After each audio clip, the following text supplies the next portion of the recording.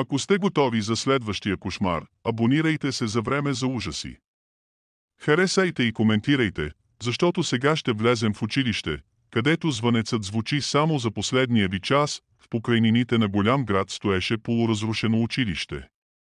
Стъклата бяха счупени, коридорите обрасли с плесен, а стените надраскани с странни символи.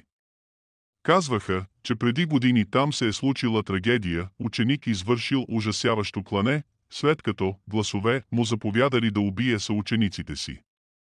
След това сградата била изоставена, но нощем прозорците светеха, сякаш вътре някой още учи. Група младежи, търсещи тръпка, решиха да прекарат нощта в училището. Взеха фенери, камери и храна, за да докажат, че няма нищо свръхестествено. Но щом влязоха, вратите зад тях сами се затвориха, коридорите ехтяха от стъпки, въпреки че никой не ходеше. В класните стаи масите бяха наредени така, сякаш все още чакаха ученици.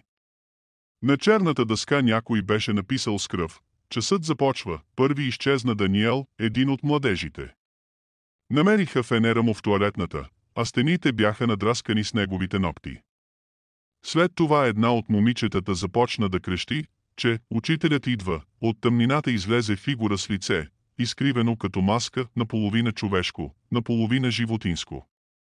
Очите му бяха кухи, но гласът му звучеше ясно: "Вие сте новият ми клас." Един по един младежите изчезваха.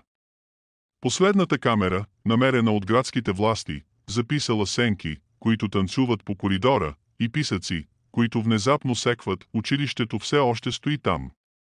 Никой не смее да го събори. Защото всеки, който се опита, изчезва. Ако бихте имали смелост да влезете в това училище, напишете в коментарите. Абонирайте се, за да чуете още подобни истории, и споделете видеото с приятели, може би някой от тях е учил в подобна сграда.